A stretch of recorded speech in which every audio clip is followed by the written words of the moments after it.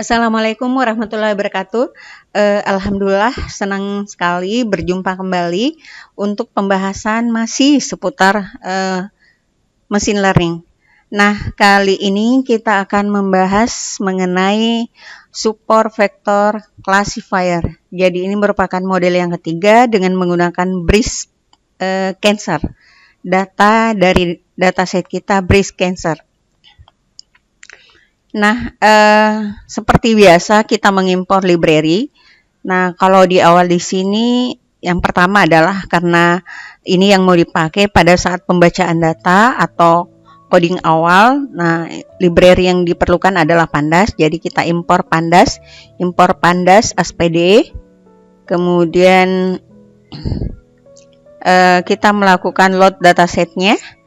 Nah, setelah itu pada load dataset ini kita mengetikkan kode pd.read_csv, kemudian nama file dari breast csv ini. Oke.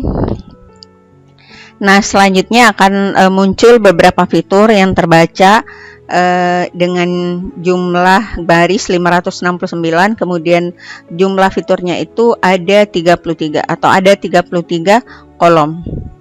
Nah, kemudian di antara fitur-fitur ini yang kemudian sudah terlihat, nah tentu saja nantinya ada fitur yang perlu dilakukan pengecekan ya.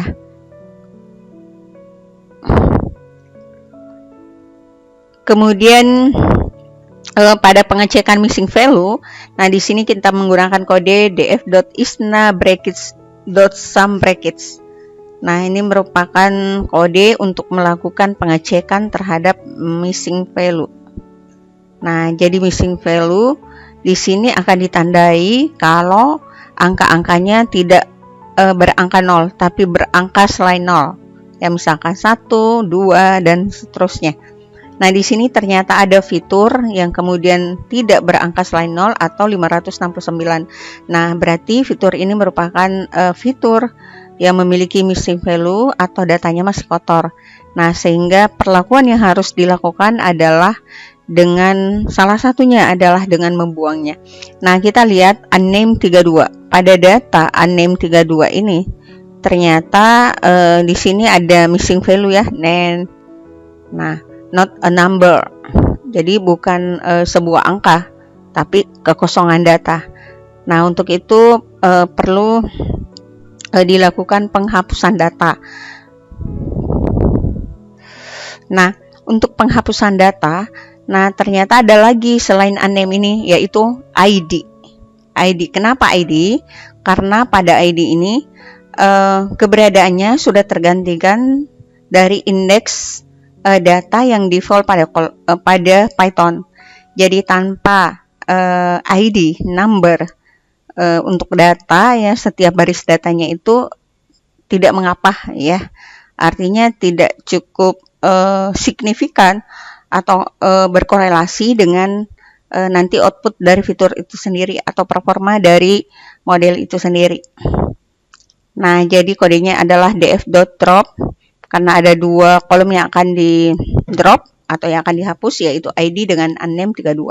Dan kemudian mengambil keseluruhan kolom berdasarkan satu kolom ke bawah ya, di bawahnya ID dengan di bawahnya unnamed.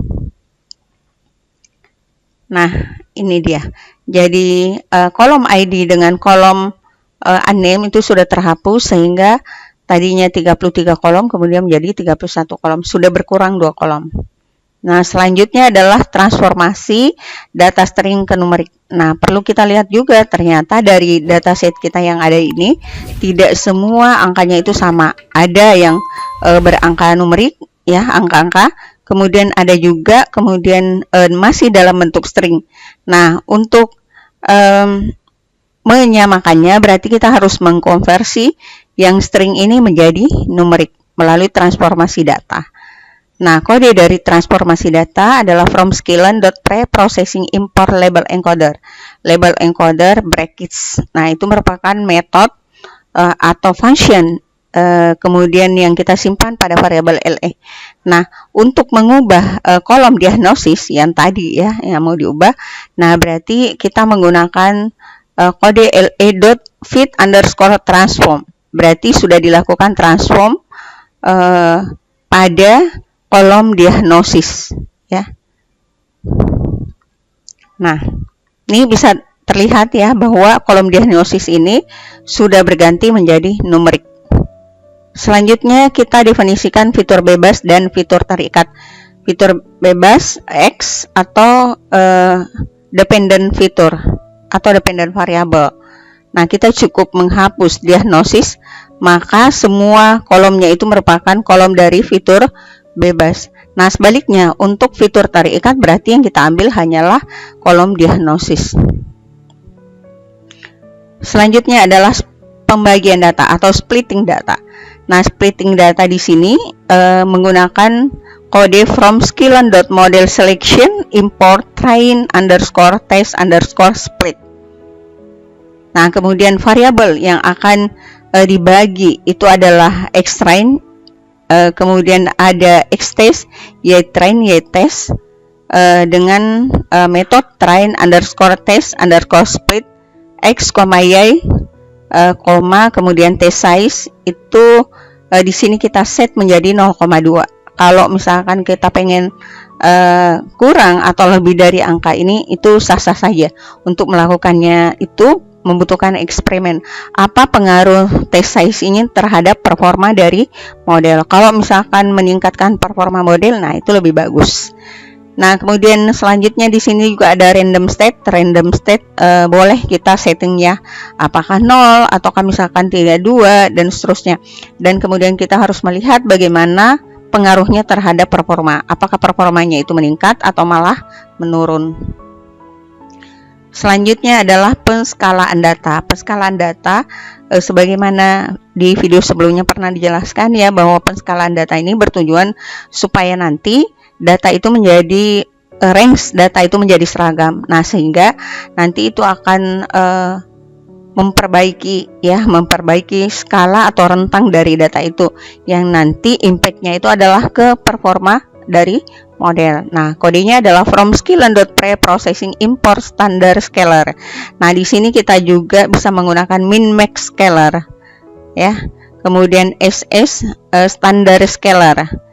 Kemudian untuk xtrain di sini kita ambil functionnya SS ya, variabelnya fit underscore transform, kemudian xtrain.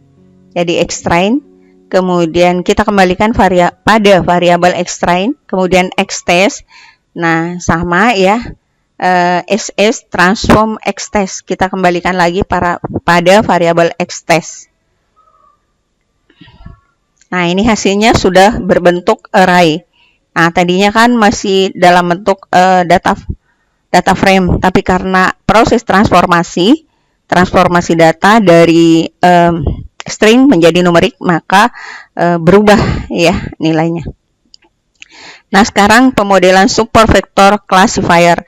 Karena model kita menggunakan super vector classifier yang merupakan super vector machine. Jadi kalau kita menyebutnya sih sebenarnya super vector machine.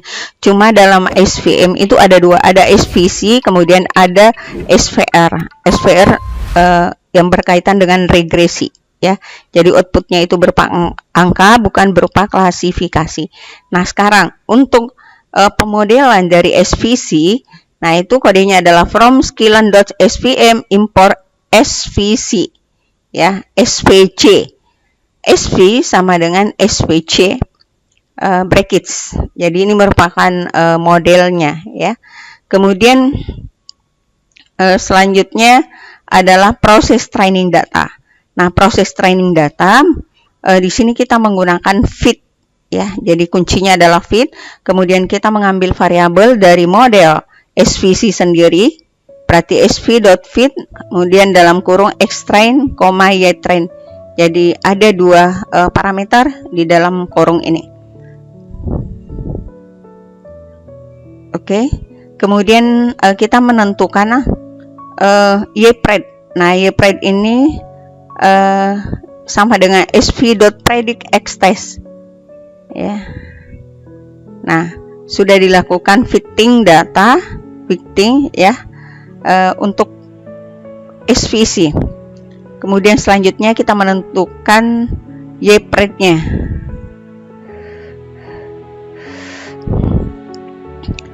Nah, YPRED-nya bisa dipanggil ya, YPRED-nya.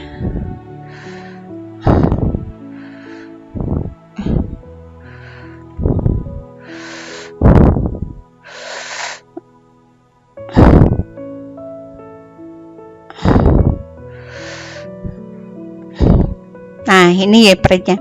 Jadi angka outputnya itu merupakan angka 0 dengan 1, di mana 1 itu adalah maligna, kemudian 0 itu adalah benigna, atau 1 itu adalah tumor ganas, kemudian 0 itu adalah tumor jinak. Selanjutnya kita lakukan pengukuran performa training.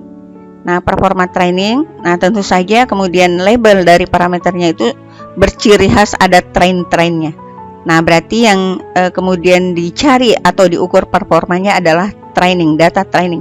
Kodenya sv.score, kemudian di dalam bracket x underscore train, y underscore train.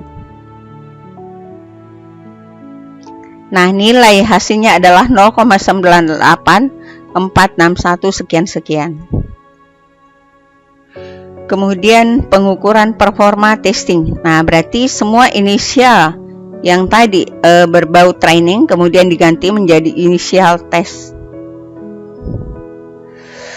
Nah, hasil yang diperoleh adalah 0,9824. Nah, kalau di sini 0,9846, jadi meningkat sebanyak 0,002 sekitar segitu, 0,002 atau 2,2%.